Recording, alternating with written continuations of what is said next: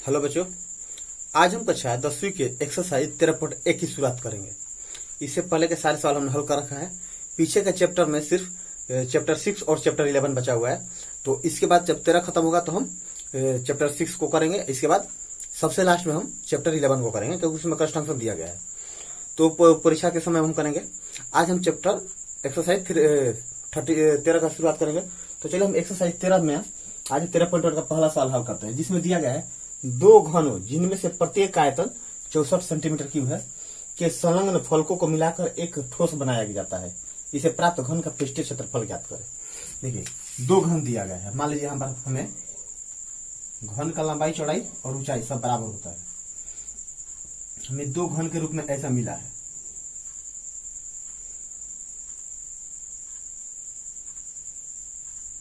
देखिए, ये घन हो गया और एक हमारा ये घन हो गया।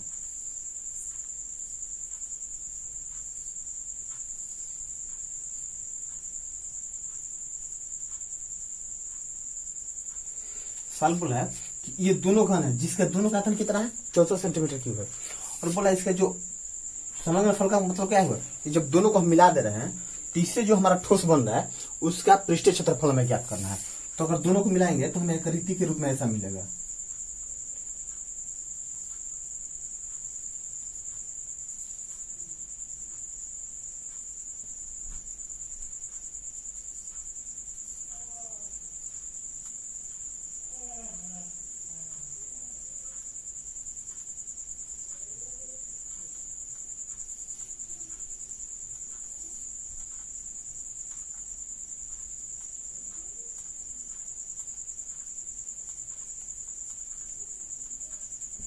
हमें ऐसा आकृति के रूप में मिलेगा।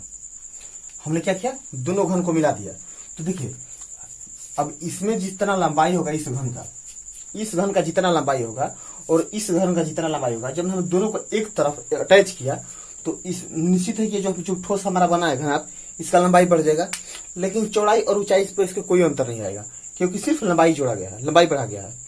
तो लंबाई बढ़ेगा तो लंबाई पर अंतर आएगा। तो देखिए, सबसे पहले हम इसका भुजा निकालने की कोशिश करेंगे, क्योंकि अगर भुजा मिल गया तो फिर इसका हम घना पृष्ठीय क्षेत्रफल में निकालेंगे। तो सबसे पहले हम देखिए, आयतन दिया गया है।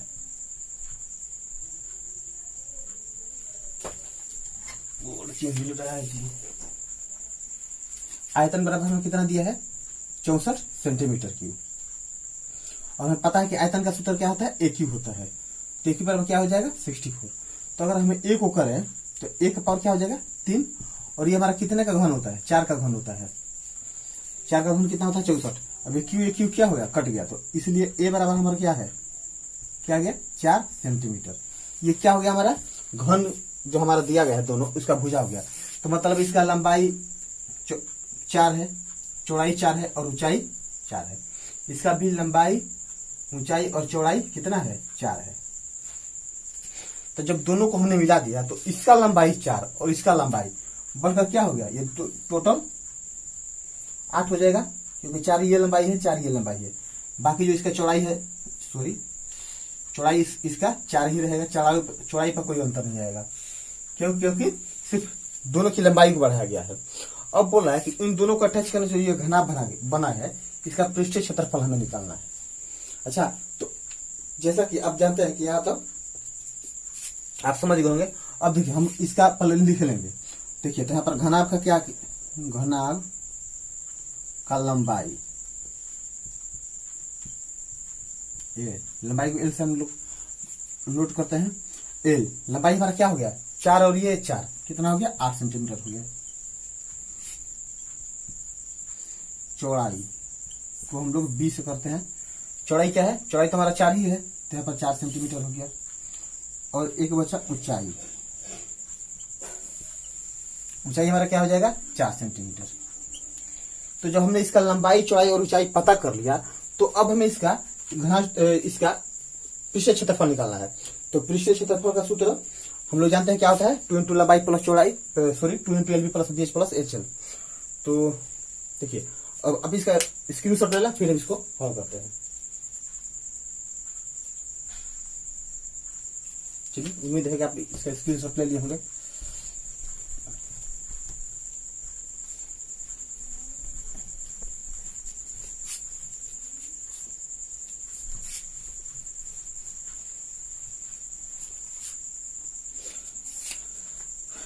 यहाँ लिखेंगे हम घनाभ का पृष्ठीय क्षेत्रफल।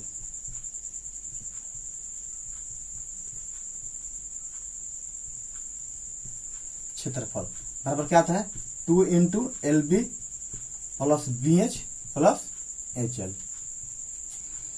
2 इंटू L हमारा क्या है 8 है, गुना चौड़ाई कितना है 4 है, यहाँ पर लिख दे रहे हैं जो हमने पहले लिखा था। लंबाई हमारा 8 था, चौड़ाई हमारा 4 था और ऊंचाई भी हमारा 4 था। ये हो गया प्लस आधार मतलब चौड़ाई हमारा क्या है 4 है, ऊंचाई भी हमारा 4 है, प्लस ऊंचाई कितना है 4 और लंबाई कितना है 8।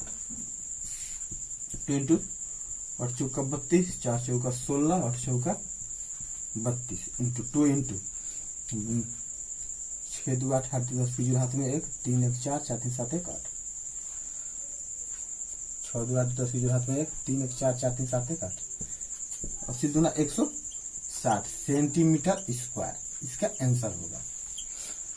तो एक मिनट थोड़ा हम आंसर वेरीफाई कर लें। सही है, हमने क्या किया दोनों घाव को जोड़ दिया, इसके बाद हमने आयतन के सूत्र से इसका भुजा निकाल लिया। भुजा निकालने के बाद क्या किया कि दोनों हमने जो घनाभ दिया गया घन दोनों घन को हमने अटैच कर दिया। अब सटाने पर क्या हुआ कि दोनों घन का लंबाई हमारा जो दो समान जुटेगा। मान लीजिए ये देखिए ये कलम है, ये ढक्कन है, मार्कर है, ये ढक्कन है, इसका लंबाई अभी कुछ और है। जैसे इसमें हम ढक्कन को अटैच करेंगे तो क्या होगा इसका लंबाई बढ़ जाएगा। ऐसे ही ये दोनों एक समान लंबाई चौड़ाई है, तो जब दोनों को बढ़ा तो हमारा लंबाई कितना हो गया 8 हो गया।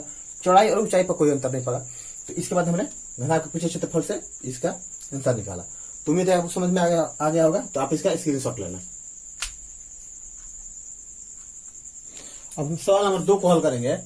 इसमें बोला है कोई बर्तन एक खोखले अर्धगोले का आकार का है। मान लीजिए एक अर्धगोला का मतलब आधा वृत्त जैसा यहाँ पर कोई बर्तन है,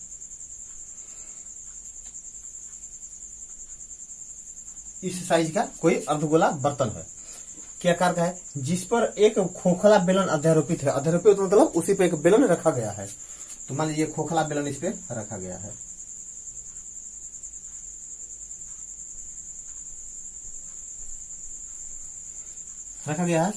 अर्धगोले का व्यास 14 सेंटीमीटर है। मतलब यहां से यहां तक जो अर्धगोला है ये कितने का है 14 सेंटीमीटर है। जब अर्धगोला का व्यास 14 सेंटीमीटर है तो त्रिज्या हमारा कितना होगा, त्रिज्या हमारा 7 सेंटीमीटर हो जाएगा।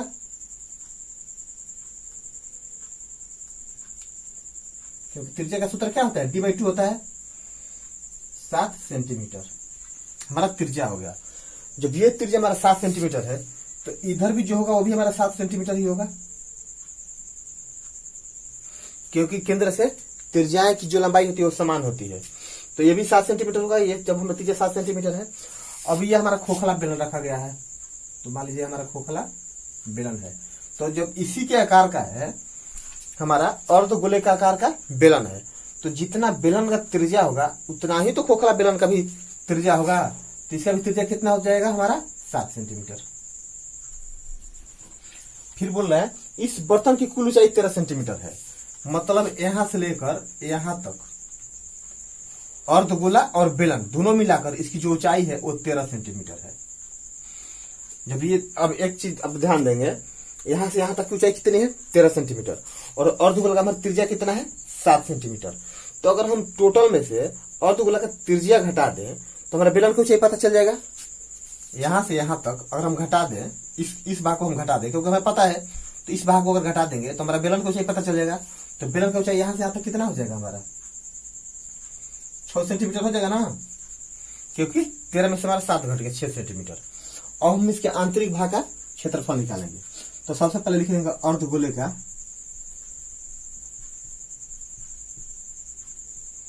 अर्धगोले की त्रिज्या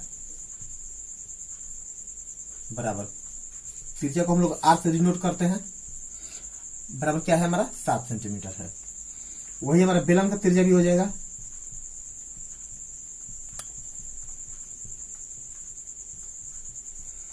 ये भी हमारा 7 सेंटीमीटर ही होगा। और बेलन की ऊंचाई हमारा कितना हो जाएगा, बेलन की ऊंचाई बराबर कितना हो जाएगा, ऊंचाई को हम h से डिनोट करते हैं। ऊंचाई बेलन का कितना है हमारा 6 सेंटीमीटर आया है। हमें 3 चीज पता चल गया। अब बोला इसके बर्तन का आंतरिक भाग का पृष्ठीय क्षेत्रफल ज्ञात करें। तो आंतरिक भाग का पृष्ठीय क्षेत्रफल क्या बराबर क्या हो जाएगा, आंतरिक भाग का पृष्ठीय क्षेत्रफल बराबर। अब देखिए इसका पृष्ठीय क्षेत्रफल का मतलब क्या होता है, बाहर बाहर वाले, जैसे ये माला हमारा बेलन है तो इसके बाहर का जो क्षेत्र है ना वो हमारा पृष्ठीय क्षेत्रफल होगा। तो इसका पृष्ठीय क्षेत्रफल हम निकालेंगे, लिए क्या करेंगे, इस खोखले बेलन का पृष्ठीय क्षेत्रफल में अगर अर्ध गोले का हम पृष्ठीय क्षेत्रफल को जोड़ दें तो पूरा का हमारा पृष्ठीय क्षेत्रफल पता चल जाएगा। क्योंकि ऐसा कोई आकार अगर है, इस आकार का शेप का अगर कोई सामान है हमारा या कोई वस्तु है तो उसके लिए हमारे पास कोई सूत्र नहीं है। तो हम क्या करेंगे, सबसे पहले बेलन का पृष्ठीय क्षेत्रफल निकालेंगे और अर्धगोले का पृष्ठीय क्षेत्रफल निकालेंगे और दोनों को जोड़ देंगे तो हमारा टोटल मिल जाएगा। क्या पर लिखेंगे, बेलन का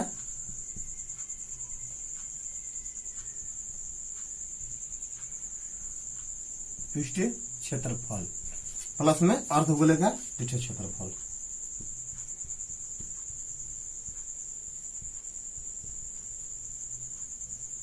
पृष्ठीय क्षेत्रफल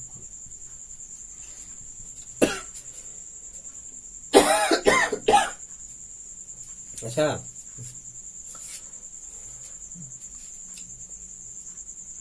बेलन का पृष्ठीय क्षेत्रफल का सूत्र क्या होता है, 2πr/h प्लस अर्धगोले का क्या होता है 2πr²। एक मिनट कुछ छूट रहेगा जी। हाँ, यहाँ पर वक्र पृष्ठीय क्षेत्रफल होगा ना, वक्र, क्योंकि बार बार हमें निकालना है वक्र पृष्ठीय क्षेत्रफल। अब यहाँ पर देखिए हमारा 2 भी कॉमन हो जाएगा, पाई भी कॉमन हो जाएगा और आर भी कॉमन हो जाएगा। तो क्या बचेगा h plus R. 2 into pi का मान 22/7 गुना h, आर हमारा कितना है 7 है, इंटू ऊंचाई हमारा कितना है, पाई बेलन का है ना, बेलन का ऊंचाई हमारा 6 है और त्रिज्या हमारा 7 है।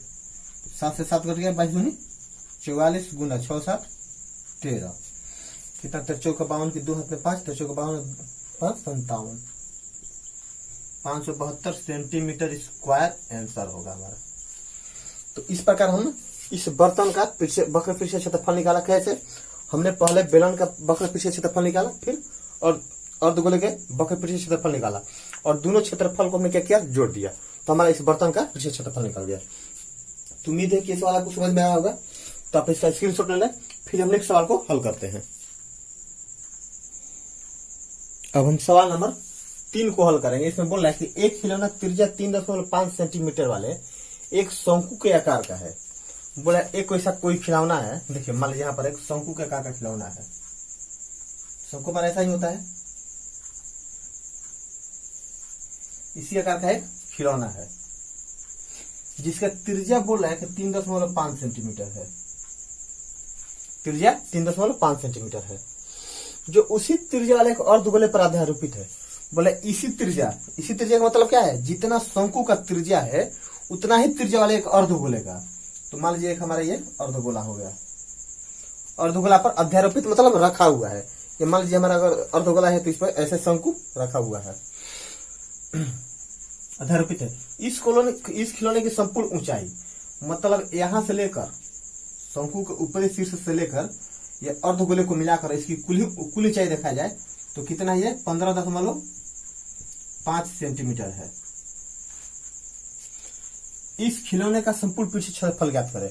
इस पूरे खिलौने का हमें संपूर्ण पृष्ठीय क्षेत्रफल ज्ञात करना है। तो एक चीज आप ध्यान दें, इसका अगर त्रिज्या जितना शंकु का हमारा त्रिज्या है उतना ही अर्धगोले का त्रिज्या है। तो जब ये त्रिज्या इतना है तो ये भी जो हमारा ऊंचाई होगा ये भी कितना हो जाएगा, 3.5 सेंटीमीटर। क्वेश्चन नंबर 1 की तरह है। इसका टोटल ऊंचाई कितना है, टोटल ऊंचाई हमारा कितना है 15.5 सेंटीमीटर। उसमें से अगर हम 3.5 सेंटीमीटर घटा दे तो हमारा शंकु का ऊंचाई पता चल जाएगा यहां से यहां तक। तो अगर 15.5 में से 3.5 घटाए तो हमारा कितना हो जाएगा 12, मतलब शंकु का ऊंचाई हमारा कितना हो गया 12 सेंटीमीटर हो गया। या इसको हम मान लीजिए तो हम इसको ऐसे नोट करते तो ये हमारा कितना हो गया 12 सेंटीमीटर इसका ऊंचाई हो गया। ये क्या हो गया हमारा 3.5 सेंटीमीटर इसका त्रिज्या हो गया। अब बोला कि इसका संपूर्ण पृष्ठीय क्षेत्रफल ज्ञात कीजिए। तो संपूर्ण पृष्ठीय क्षेत्रफल ज्ञात करने के लिए हमें क्या निकालना पड़ेगा, शंकु का क्षेत्रफल और प्लस में अर्धगोले का क्षेत्रफल। तो शंकु का क्षेत्रफल का सूत्र क्या होता है, पाई आर एल, और इसका होता है 2 पाई आर स्क्वायर। तो हमें यहाँ पर तो आर दिया गया है, पाई का मान हमें पता है, एल नहीं पता है। एल मतलब क्या है, एल हम इस तिरछी ऊंचाई को कहते हैं, जो शंकु का जो तिरछी ऊंचाई होता है इसी को हम लोग एल कहते हैं। तो अगर आप ध्यान से देखें तो इसको हम नाम दे दें, अगर ए, इसको अगर बी, इसको सी हम नाम दे दें, तो ए बी सी एक समकोण त्रिभुज बन रहा है। तो ए बी सी समकोण त्रिभुज बन रहा है, तो ये क्या है हमारा, ए बी क्या हो गया, ऊंचाई हो गया 12 सेंटीमीटर, ये क्या हो गया हमारा आधार हो गया, और ये हमारा कर्ण पता करना है। कर्ण मतलब क्या है, इसका शंकु का हमारा तिरछा ऊंचाई है। तो सबसे पहले क्या करेंगे, हम एल को निकालेंगे। तो एल का निकालने के लिए सबसे अच्छा हमारे पास सूत्र क्या है, पाइथागोरस प्रमेय से।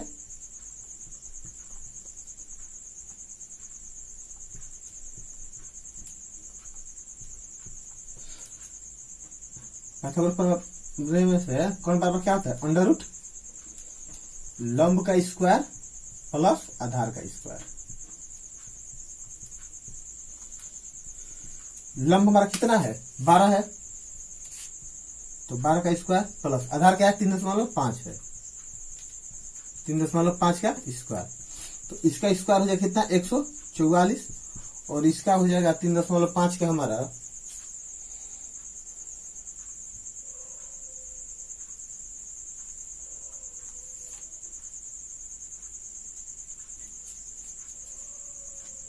3.5 का हो जाएगा 12.25। हमने इसका पहले से कैलकुलेशन कर रखा है, वही देख रहे थे।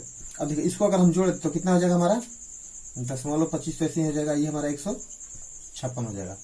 इसका अगर हम वर्गमूल निकालें तो हो गया हमारा 12.5 के आसपास आएगा, या एक्यूरेट भी हो सकता है, लेकिन यही हमारा लगभग आएगा। ये 12.5 क्या हो गया, इस शंकु के लिए हमारा क्या हो गया, लंबाई हो गया, एल हो गया। ये 12.5 हमारा क्या हो गया, एल हो गया। अब हमें इस खिलौने का संपूर्ण पृष्ठीय क्षेत्रफल निकालना है, तो यहाँ पर हो जाएगा, चलिए यहीं पर कोशिश करते हो जाए। खिलौने का संपूर्ण पृष्ठीय क्षेत्रफल बराबर,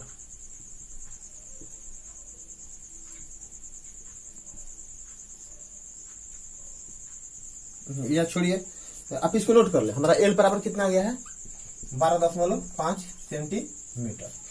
तो आप इसको नोट कर, हम इसको रफ करके फिर से हल कर रहे हैं। इसके आगे हम हल करेंगे, हमें क्या निकालना है, खिलौने का संपूर्ण पृष्ठीय क्षेत्रफल।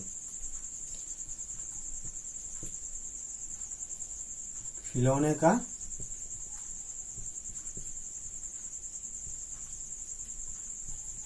संपूर्ण पृष्ठीय क्षेत्रफल बराबर क्या करेंगे, शंकु के वक्र पृष्ठीय क्षेत्रफल में से हम अर्धगोले का वक्र पृष्ठीय क्षेत्रफल को क्या करेंगे, हम जोड़ देंगे। इसका क्षेत्रफल वक्र पृष्ठीय क्षेत्रफल और इसके वर्ग अर्धगोले का वक्र पृष्ठीय क्षेत्रफल को अगर हम जोड़ देंगे तो इस पूरे खिलौने का संपूर्ण पृष्ठीय क्षेत्रफल हमारा निकल जाएगा। यहाँ पर लिखेंगे हम शंकु का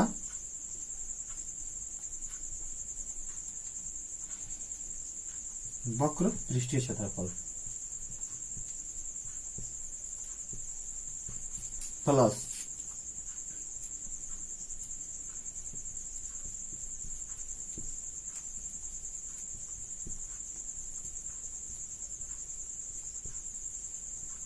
अर्धगोले का वक्र पृष्ठीय क्षेत्रफल।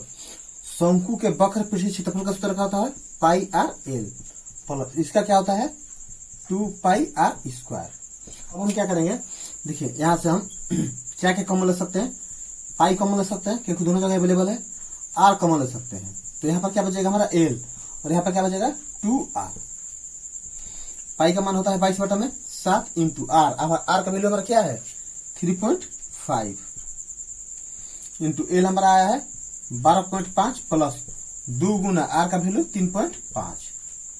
तो हो जाएगा, अगर इसको हम कटाएं तो 0.5 बार में कट जाएगा, तो 22 बचे 110, एक अंक के बाद 0.0।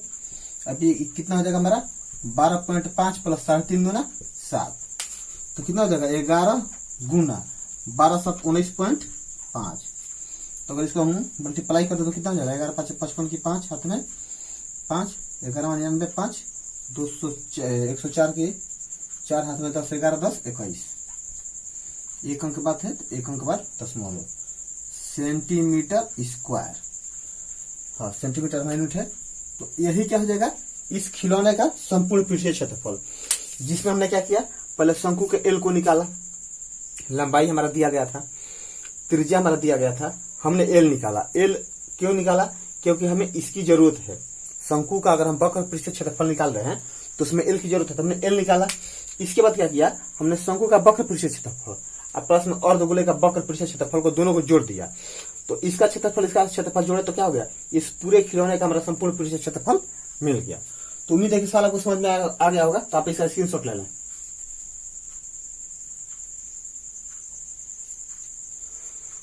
तो हमने आज चैप्टर 13.1 का सवाल नंबर 1, 2, 3 को हल किया। उम्मीद है कि सारे सवाल आपको समझ में आए होंगे। अगर नहीं आए होंगे तो आप वीडियो को दोबारा देखना, जरूर समझ में आएंगे। अगर फिर भी आपको किसी तरह का कठिनाई आ रही है तो आप हमें कमेंट में बता सकते हैं। तो आज हम सिर्फ इतना ही रखेंगे, इसके बाद के जो सारे सवाल हैं हम छोटे छोटे पार्ट्स में आपको हल करते रहेंगे। तो चलिए, अगर आपको हमारे वीडियो पसंद आ रहे तो आप अपने दोस्तों में शेयर करें, उनसे भी बोले इस फैमिली से जुड़ने के लिए। तो आज के लिए बस इतना ही रखते हैं, नेक्स्ट टाइम आपसे मिलते हैं, तब तक के लिए धन्यवाद।